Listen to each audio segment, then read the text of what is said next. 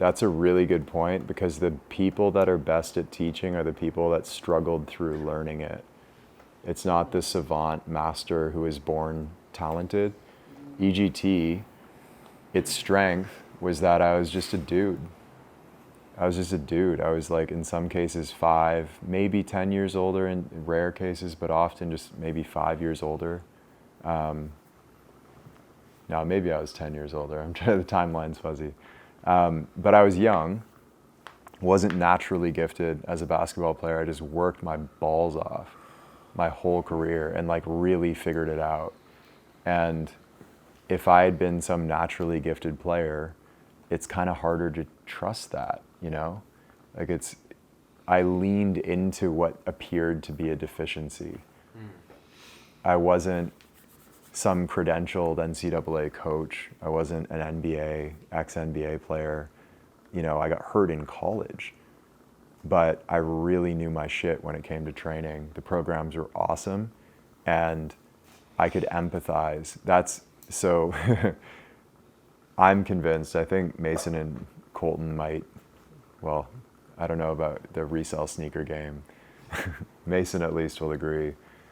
The biggest superpower in business and marketing is empathy. If you can really deeply empathize with exactly what experience your customer is having, and you can communicate it to them, this is the key. Communicate it to them and practice the communication of it in clearer terms than they've defined for themselves. If you can describe their problem better than they can, they will trust you, assuming, of course, you don't break that trust forever. And being a struggling basketball player for so long, I knew, again, like you've all heard, I spent time like writing. This is where the writing comes in. Like what were the deepest pains I experienced along this process? I knew what it was like to like be sitting in the back of the bus on the way home from a game. All of my friends are like clapping and cheering when we lost, and I'm devastated in the back. I had a 2-point game. There's a knot in my throat. I'm quiet. Like I feel like, you know, the world's crumbling down around me. I've been training my whole, like, I've been training 4 hours a day. It's never paying off. Like, when's this going to come together? Why did my coach bet? Like, I go home and my parents ask me how the game went, and I'm like ashamed. And, you know,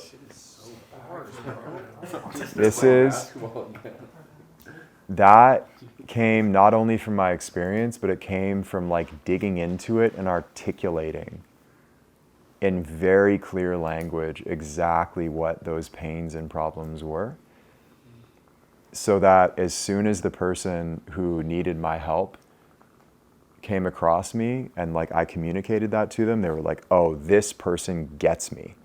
They get me. It's not, oh, I'm so great. I was like, average 24 points a game in senior basketball. You know, that's afterwards. That's like, oh yeah, and just so you know, here's what I've done. Like, I kind of know what I'm talking about. More so though, it's helping them in advance. So it's empathy,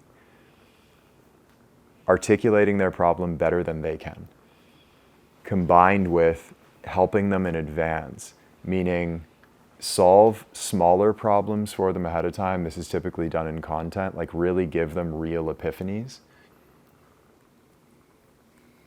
Those two things combined equal, in many cases, lifelong customers. Jackson's still here. Mason's still here. Yeah. One kind of ninja writing approach you could do with that is write to the version of yourself who had the problem. So write in dialogue with 16-year-old Weston and write from him answering back. So dialogue, have a conversation with him. That will mine it. It'll mine it from your memory. And the other piece to problems are that they're very specific to a particular audience. So there's a danger, at least initially, of going way too broad and wanting to be a whole bunch of different things for a whole bunch of different people. Like, okay, I'm going to create sports training. Well, okay, but there's so many different types of training, and there's so many sports, and then there's so many, like, even positions with it. Elite guard training. Basketball guards. Paul Reddick had a multiple seven-figure business training pitchers, not baseball players, pitchers. He had 90-mile-per-hour club. Multi-million dollar online business. So the more you can really carefully define, like, this is exactly who I'm working with, and then don't go outside of that narrow scope, at least initially, just like hone in on them. What are the exact problems that they have? A guard has a different problem, different set of problems, different experience than a big man. And when it really becomes powerful is when you were that person who had that problem in your life, and there's alignment between you, your customer, and the offer. So it's like perfectly lined up. I've been exactly where you are. I was you, in a sense. I know exactly what you went through. Here's the solution that worked for me, and here's the backstory. So it all lines up, like one, just full alignment. And then you can take that one step further and be like, okay, there's alignment between my backstory, my customer, my product, and then the business that I'm building and the life I want to build. That's the, like, meta idea, is here's the exact business in the exact way. For example, with me, it's like my favorite thing to do is write daily email newsletters. So I don't do TikTok. You only have so much attention. Optimize the business for what you're uniquely best at and the way that you want to live your life.